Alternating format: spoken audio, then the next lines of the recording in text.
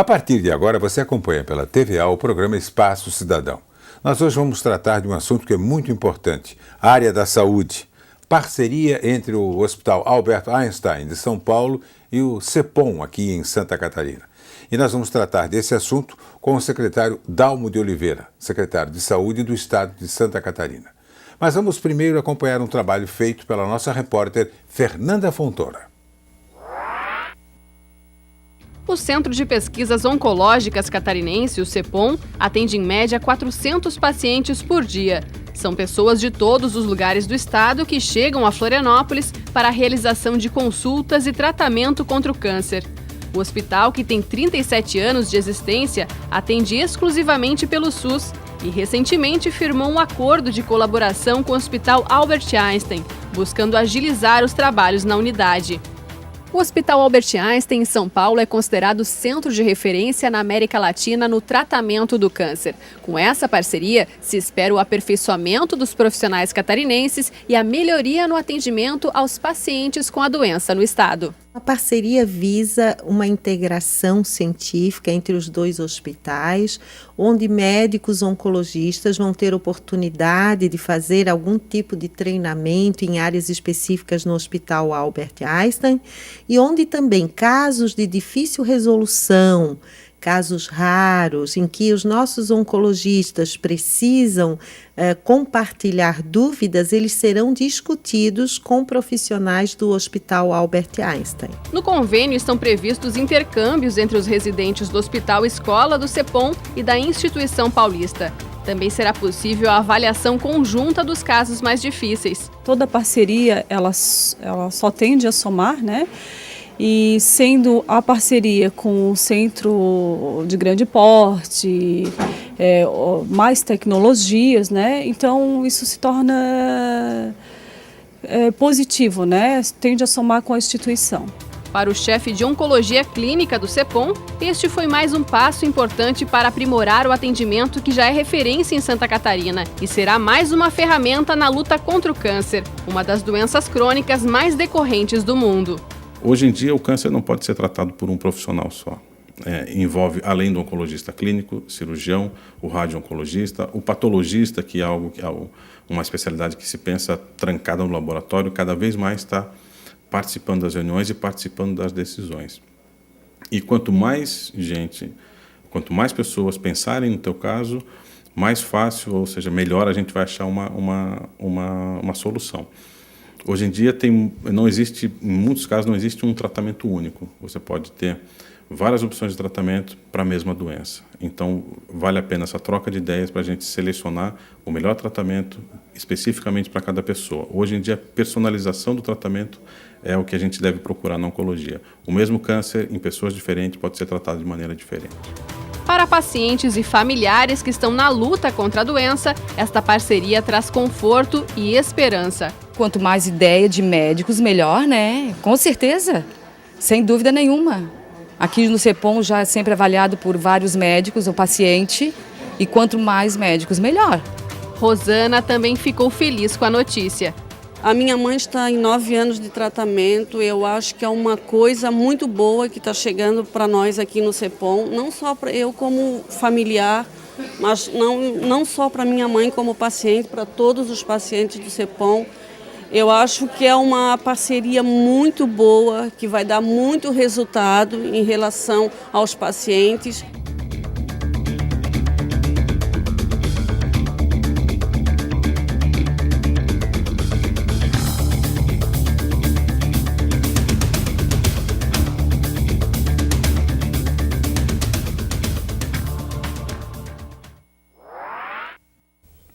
Estamos de volta com o programa Espaço Cidadão, que só tem na TVA. Secretário, muito obrigado por aquecer o nosso convite. Vale a pena essa parceria? Começamos a colher frutos quando, aproximadamente? Na verdade, a percepção dessa parceria é lenta e talvez alguns pacientes que vão perceber ou não percebam, mas ela vai ocorrer, porque esse intercâmbio permite mais ainda aprimoramento dos profissionais do CEPOM, e eventualmente trazer novas tecnologias, novos conhecimentos mais precocemente do que já se fazia. E o próprio intercâmbio de treinamento com médicos residentes, etc. Agora, o mais importante de tudo é que nós temos investido no CEPOM para que ele possa prestar um serviço cada vez melhor. Exemplo, nós concluímos uma obra já iniciada em governos anteriores, mas no final do ano passado nós repassamos ao CEPOM mais R$1.700.000 para a conclusão do Centro Cirúrgico Ambulatorial, do pronto atendimento para pacientes oncológicos e de uma unidade de internação com 20 apartamentos. Vai dar 38 leitos aproximadamente de internações clínicas. E agora nós estamos procedendo... Pessoas que estavam sendo atendidas em outros hospitais. Fora dali, né? Exato. As pessoas de pronto atendimento acabavam caindo em pronto-socorro geral, mas às vezes o atendimento não é especializado no câncer. E agora ali os pacientes que são portadores do câncer têm a oportunidade de ser atendidos diretamente num pronto-atendimento especializado nisto. E são os pacientes que já são, na verdade, pacientes em tratamento no CEPOM, mas que quando tem alguma intercorrência, algum problema, eles podem acorrer diretamente ao CEPOM para esse pronto atendimento. Cirurgias ambulatoriais e de pequeno porte, até eventualmente mesmo que fiquem internadas, já estão sendo feitas lá. E pacientes também, tem vaga então para 38 leitos, que estão sendo internados lá também, fazendo tratamentos no próprio CEPOM e desafogando outros hospitais da cidade, porque esses pacientes eram internados de modo geral, ou eram operados, ou eram atendidos em outros lugares. Então desafoga um pouco as emergências e as internações de outros hospitais da cidade. Eu imagino que o câncer recrudesceu de uma maneira muito grande. Eu perguntei isso para o senhor no intervalo e o senhor me disse o seguinte: a longevidade agora aumentou consideravelmente. Um dos fatores seria esse? É um dos fatores. Por que se tem mais casos de diagnóstico e até nas causas de morte tem mais gente morrendo por câncer? Primeiro, porque as pessoas estão vivendo mais. Só para você ter uma ideia, no Brasil, nos últimos 30 anos, houve um ganho na expectativa de vida de 11 anos. Então todos nós, como se nós nos últimos 30 anos... Isso em 30 anos? Em 30 anos. De 1982. E 82? De 81, na verdade, a 2011...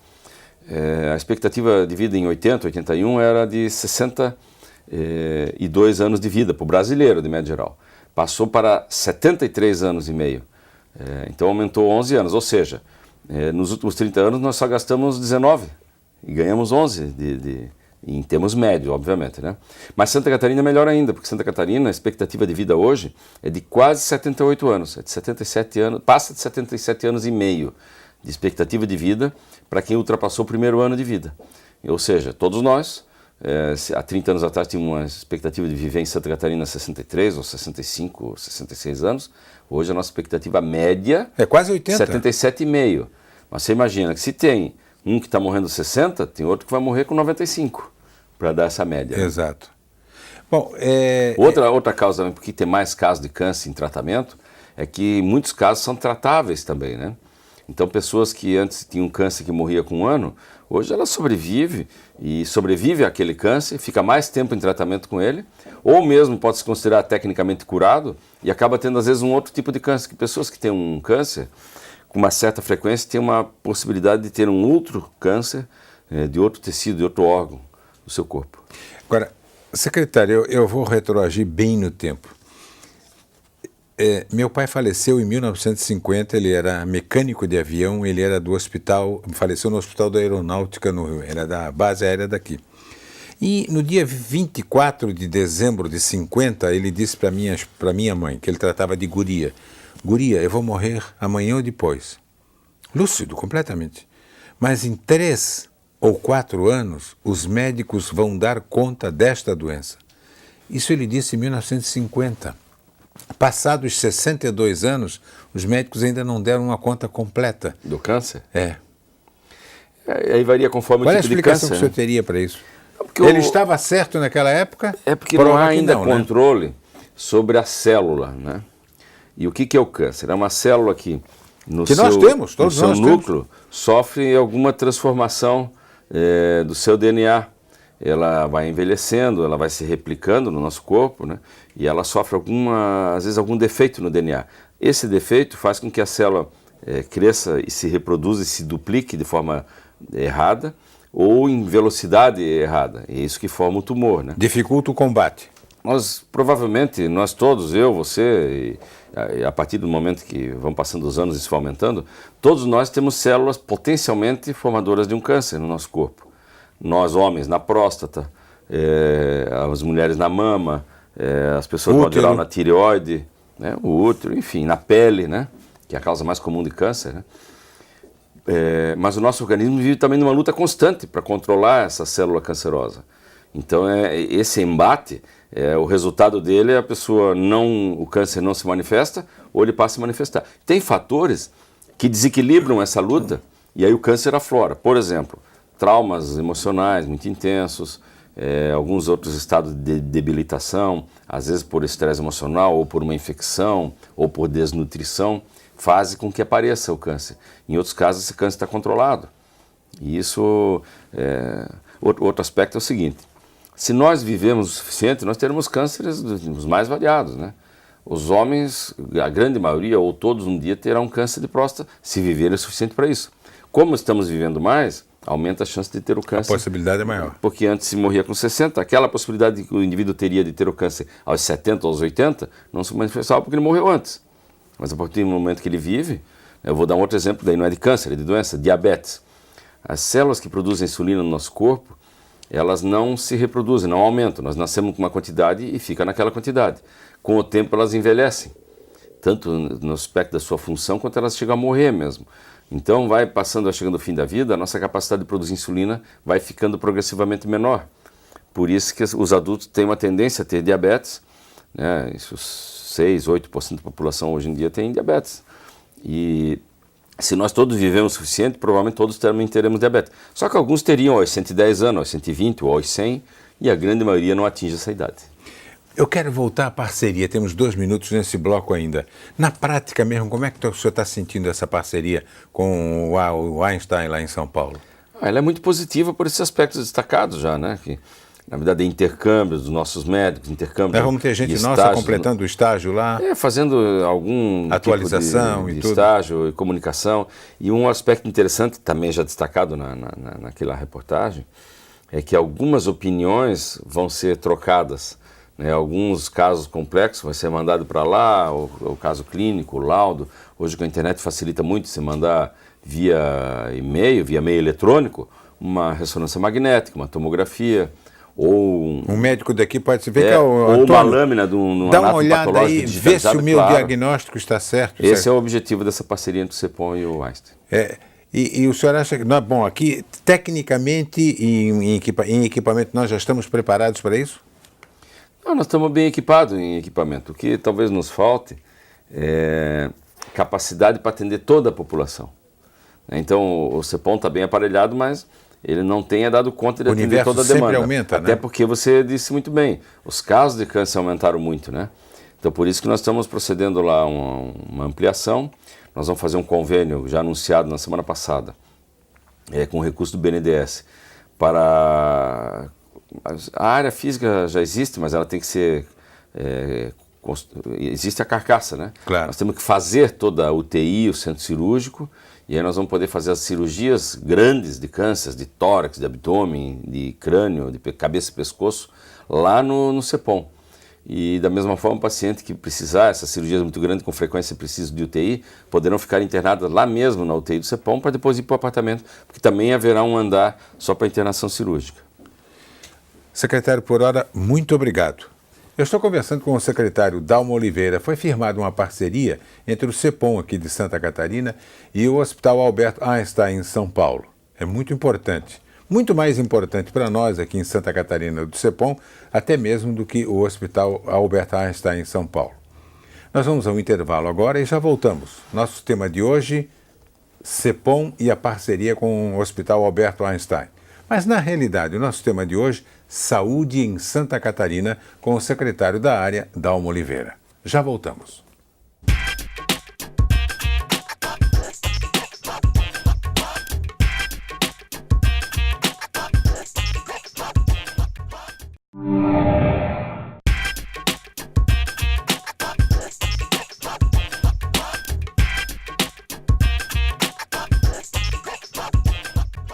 Estamos voltando pela TV Alco no programa Espaço Cidadão.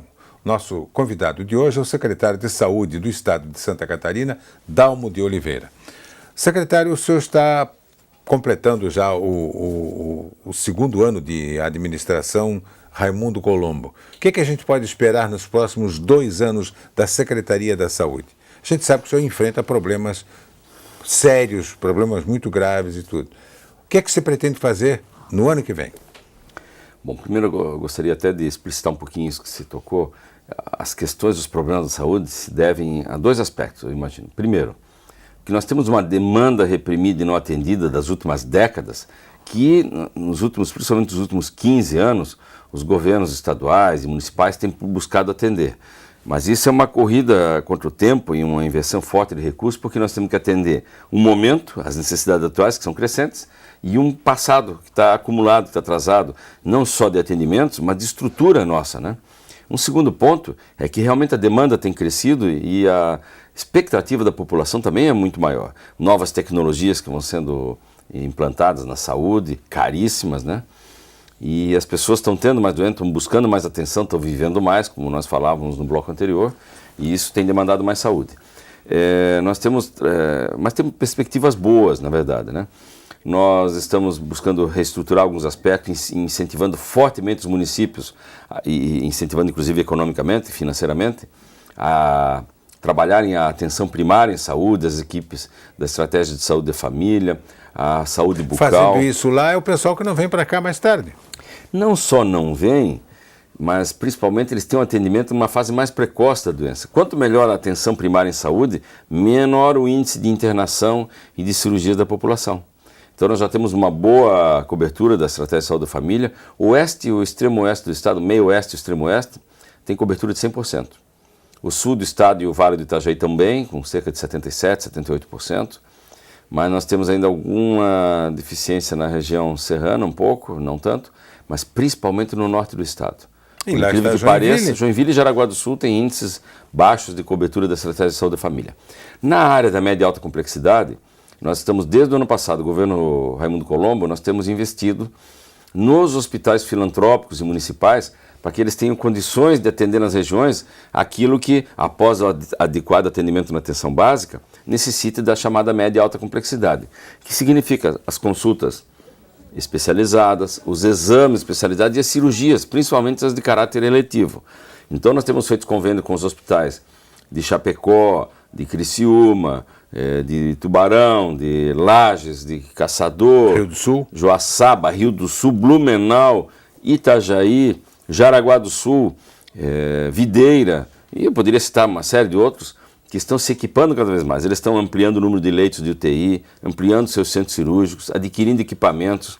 Inauguramos há 2 semanas atrás em Mafra um centro de diagnóstico por imagem de alta capacidade no Hospital São Vicente e Paulo, com ressonância, tomografia, ultrassom, raio-x digital, e assim por todo o estado. E agora, recentemente, no dia 18, nós anunciamos o Pacto da Saúde, dentro do Pacto por Santa Catarina, que são recursos de cerca de 4 bilhões de reais que o governo do estado vai aplicar. B de bravo, bilhões. Bilhões. Bilhões. 4, é dinheiro, hein? 4 mil milhões.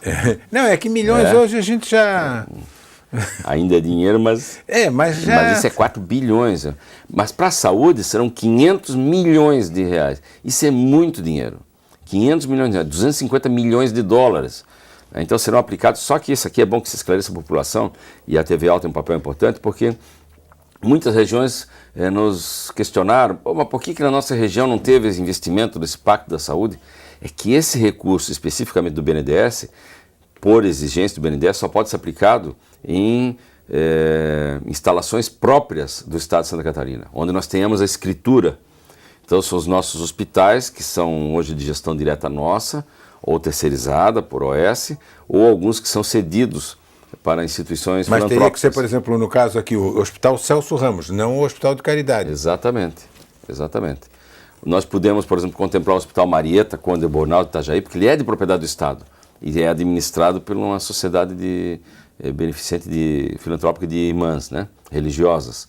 É o mesmo caso do Hospital Regional do Oeste, em Chapecó, que é administrado por uma associação comunitária, filantrópica, mas ele é de propriedade do Estado. E lá vai ter uma injeção boa também de Sim, aumento. nós vamos São mais de 30 milhões de reais lá de ampliação e equipamentos para aquele hospital. Já é um hospital grande, que opera com 300 leitos, vai passar para 460 leitos, 12 ou 17 salas cirúrgicas, 30 novos leitos de UTI. Porque ele não atende Chapecó, né? Ele atende toda a região todo do o extremo oeste e oeste extremo oeste do do estado, estado, né?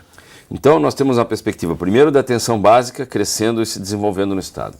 Segundo, a média e alta complexidade também, através desses convênios, ou agora do pacto, nós vamos ter o pacto contempla, por exemplo, o CEPOM, aquela que eu falava antes de fazermos a UTI, o centro cirúrgico e uma outra unidade de internação. Mas também nós investimos muito nos chamados serviços especializados. Então nós temos um serviço de hemoterapia nosso, que é o EMOSC, que é administrado por uma organização social. É modelo nacional, é exemplo.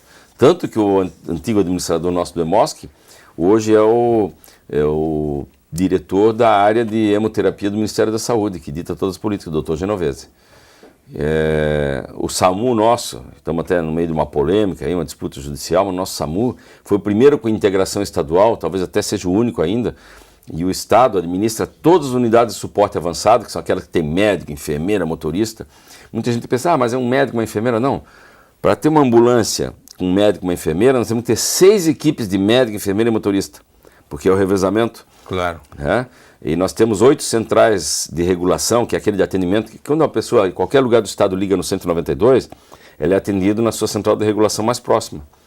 Essa central funciona com 3 médicos durante o dia ao mesmo tempo, 2 médicos durante a noite. Então você veja que nós temos que ter 30 médicos para atender esse movimento todo, porque é o rodízio deles, né? Eles não trabalham 24 horas por dia, todos os dias. O médico que trabalha posto médico precisa de 6 profissionais. O médico que trabalha, a equipe que trabalha na segunda não vai repetir o trabalho na sexta. Na sexta talvez, mas na terça não. Na terça não. Não. Trabalhou. Ele descansa, ele então, tem que renovar. É obrigado a ter uma reserva. E aí tem o sempre, pessoal né? também técnico de atendimento e regulação médica, atendimento telefônico. Nós temos o pessoal de suporte disso aí, né? Tem as ambulâncias. Então, o SAMU realmente é muito bem equipado.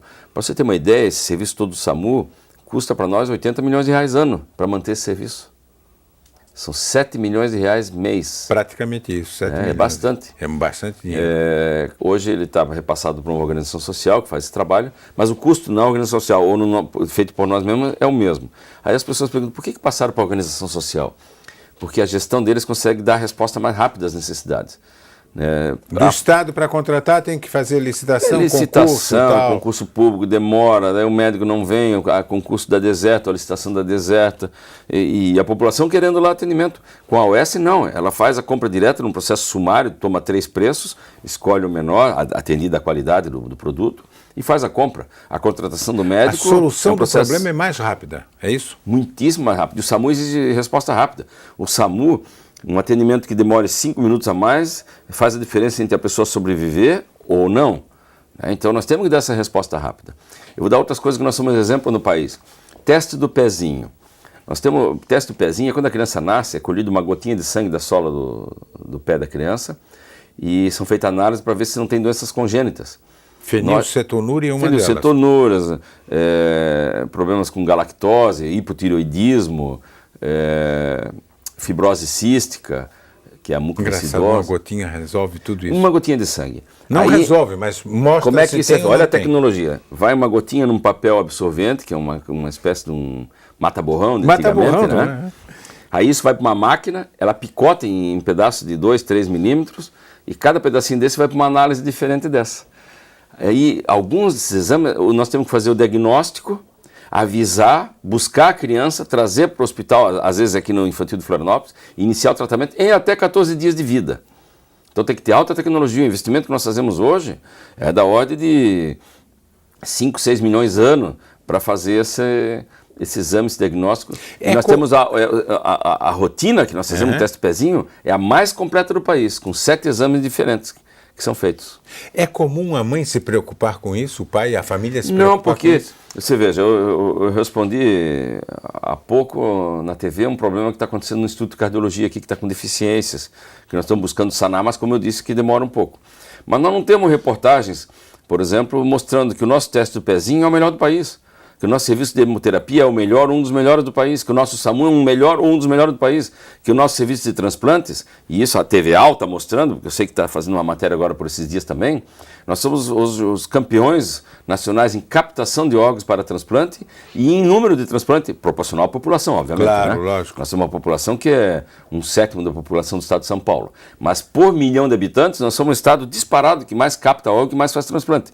Nós captamos órgãos em padrão de Europa e de Estados Unidos, que capta 25 órgãos por milhão de habitantes por ano. Nós, ano passado, captamos 25. Nós, esse ano, já estamos beirando 28. A Espanha, que é padrão ouro nisto, capta 30 e pouquinho. Não é a diferença não é assim. Nós vamos já chegar nisso em 1 ou 2 anos. Não. Agora, isso exige política para isso. Exige decisão, investimento. Nós investimos. Nós criamos agora, já na minha gestão, no ano passado, para melhorar mais ainda o sistema que já existia aqui de transplante, nós criamos um incentivo aos médicos no estado que trabalham nas equipes, que antes faziam de forma voluntária, hoje eles recebem para isso, para fazer a captação dos órgãos. E você sabe que o profissional que trabalha merece a sua recompensa. Ele pode fazer voluntariamente 1 ano, 2 anos, 3 anos, mas a vida inteira não. Então hoje tem um incentivo para isso. Então por isso que as coisas crescem. Nós fazemos treinamento, nós gastamos no ano passado R$440 mil num programa amplo de treinamento para as pessoas que fazem a captação do órgão, ou seja, que conversa com a família para explicar como é o que vai acontecer. Porque a decisão final é da família. Esse ano vão aplicar mais de R$500 mil. É tomada pela família. Né? Sempre a família. Agora, inclusive em matéria de transplantes, eu conheço bem isso aí pela equipe do Frederico Giovanni, o Everton. Falei com o Everton recentemente, inclusive, e a doutora Karen. 12 transplantes de coração no Santa Isabel, em Blumenau. E dos 12, 10 estão vivos. Sabe que o Santa Isabel de Blumenau hoje é o hospital do Brasil que maior número de transplantes de fígado faz? É? Maior número de transplantes de fígado no país hoje. Superou o próprio Einstein, que você citava antes. Faz muito transplante de fígado. Se deve isso aqui? É a política adequada, estímulo o treinamento do pessoal. E aí tem uma coisa importante. A tabela do SUS para transplante, ela é adequada. Ela paga os custos, remunera bem os profissionais e para o hospital sobra uma margem que a gente chama de margem de contribuição, que permite que ele reinvista na atividade, que se aprimore, que compre equipamento. Diferente da média complexidade, que hoje uma apendicectomia o SUS paga R$420. É uma consulta a R$12? É? Uma consulta a R$12 é uma Você imagina uma cirurgia de apêndice. Ali está o honorário do cirurgião, do anestesista, está o medicamento anestésico, o antibiótico, o medicamento para dor, a alimentação, todo o serviço de enfermagem, a hotelaria, tudo por R$420. Se esse paciente tiver uma infecção e por conta disso tomar um antibiótico caro e ficar internado mais 5 dias, tem que estar tudo dentro de R$420. Aí o hospital não aguenta mesmo atender pelo SUS. Esse que é o problema, né? Secretário Dalmo, muito obrigado pela aula que o senhor nos deu sobre saúde do estado de Santa Catarina e que esse tipo de contrato, essa parceria Einstein e a nossa realidade aqui, através do CEPOM, se torne realidade o mais breve possível. Esse é um dos exemplos das coisas boas que se fazem, como eu disse, que isso é igual à barriga da gente. Quando não dói, a gente não lembra que tem, né?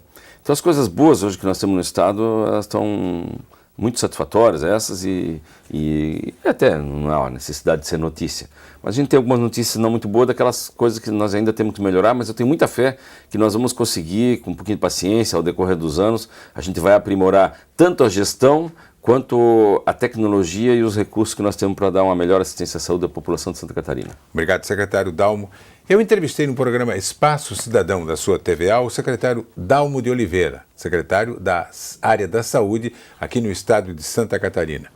A parceria já está começando a funcionar entre o Hospital de São Paulo Albert Einstein e o CEPOM aqui no nosso estado. Você vai continuar com a programação da TVA e até o próximo encontro.